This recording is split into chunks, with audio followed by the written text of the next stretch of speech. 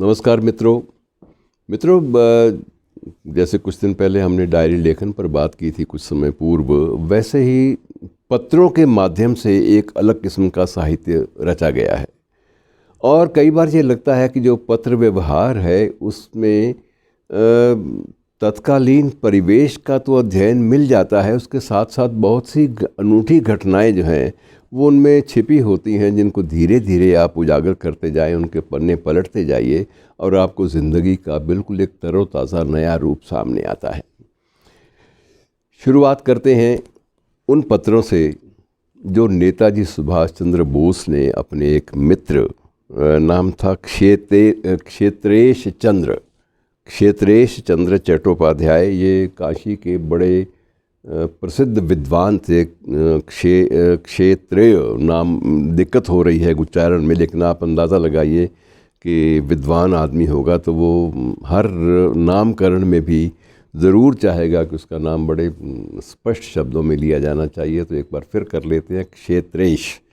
तो क्षेत्रेश बाबू और सुभाष चंद्र बोस के मध्य, क्योंकि दोनों सहपाठी रहे थे कलकत्ता में, उनके मध्य पत्र व्यवहार बरसों तक चलता रहा।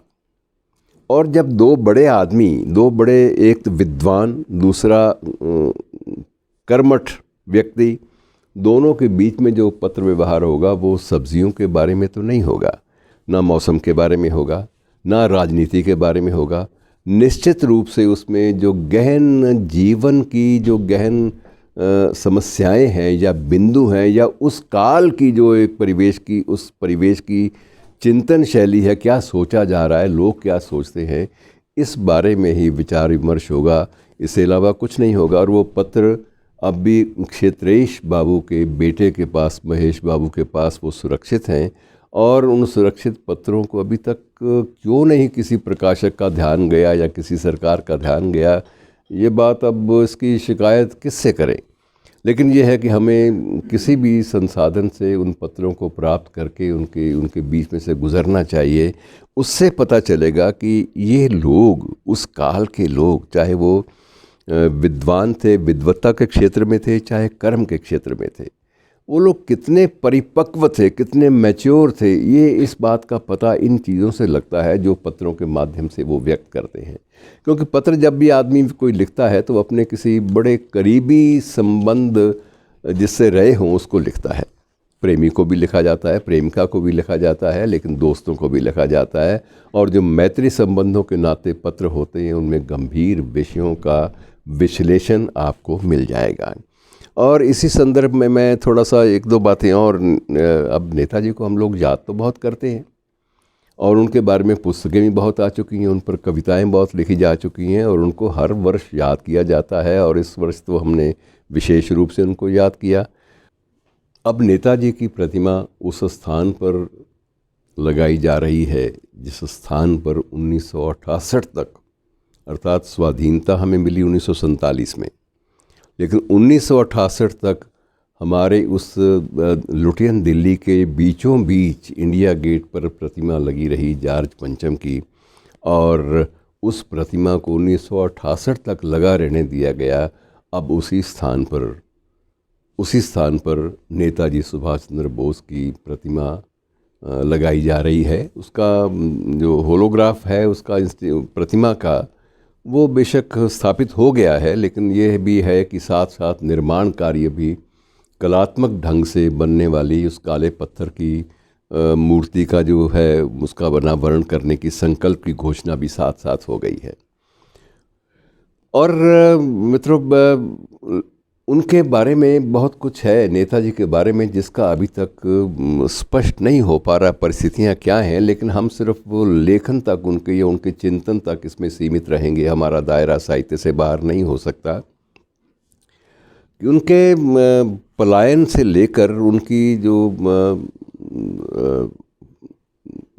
दूसरी जो गतिविधियां थी उसके बाद वाली, जिसमें नाज़ी नेता हिटलर के साथ उनका संपर्क, वो भी शामिल है। और बहुत सारी बातें जिन पर बहुत बहस भी होती रही है, बहुत सारी बातें हैं। लेकिन इसके अलावा नेताजी ने विशेष रूप से उन दिनों में डायरी लेखन भी आरंभ किया था, जिसकी गवाही मिलती है बाकायदा, लेकिन वो डायरी लेखन तो अब उपलब्ध नहीं है।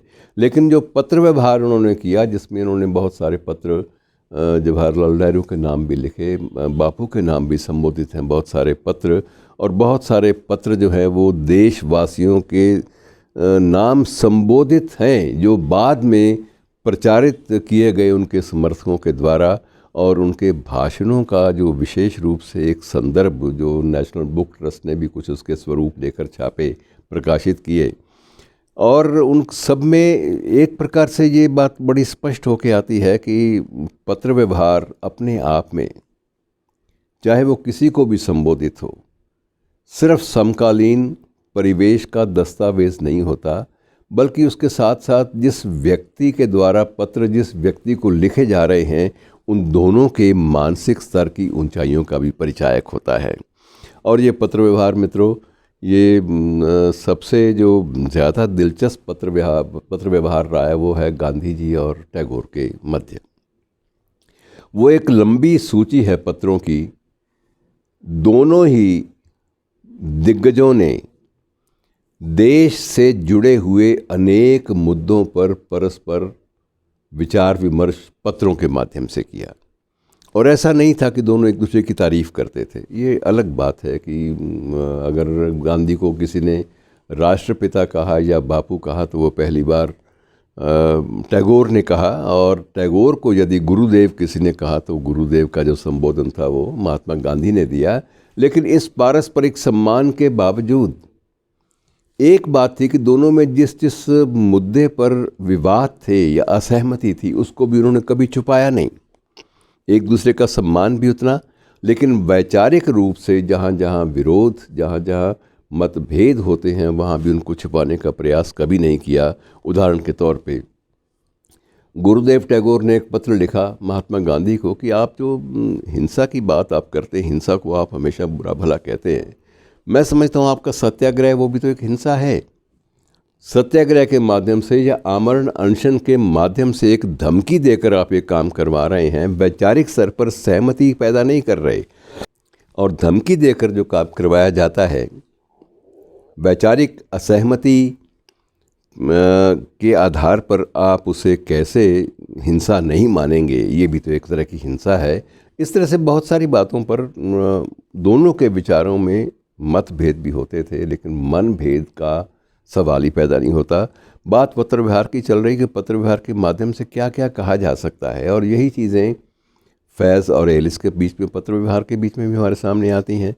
और मंटो ने जो पत्र लिखे अंकल सैम के नाम, यद्यपि अंकल सैम का कोई भी एक प्रकार से अस्तित्व हमारे सामने एक व्यक्ति के रूप में नहीं है, एक वर्ग के रूप में है, और उस वर्ग को संबोधित करके मंटो ने जो पत्र अंकल सैम के नाम लिखे, वो तत्कालीन परिस्थितियां जिसमें पूरा भारतीय उपमहाद्वीप फैला हुआ है, उस सारे उपमहाद्वीप की जो भीतरी में जो व्यवस्थाएं थी, जो परंपराएं थी, जो प्रवृत्तियां थी, जो जीवन शैली थी और जो शोषण था, उसका बयान कहा यही जाता है। समीक्षक लोग यही कहते हैं कि उससे बेहतर हो ही नहीं सकता, संभव ही नहीं है। इतने अच्छे ढंग से उन्होंने किया। और इसी संदर्भ में प्रेमचंद के पत्रों का उल्लेख करना बहुत ज़रूरी है। प्रेमचंद और दया कृष्ण निगम और अन्य जैनेंद्र के साथ और इन सारे साहित्यकारों के साथ जो प्रेमचंद, मुंशी प्रेमचंद का पत्र व्यवहार है, वो इतना सशक्त है कि वह उस काल के साहित्य का दायित्व, साहित्यकारों का दायित्व, उनकी जिम्मेदारी, इसके बारे में आगाह करता है और उसके बारे में स्थितियों को स्पष्ट करता है। ये एक बहुत बड़ी देन है मित्रों। और पत्र व्यवहार अपने आप में पत्र साहित्य के नाम से जाना ही जाना चाहिए। इसका निरूपण उसी रूप में हो तो ज़्यादा अच्छा है। धन्यवाद।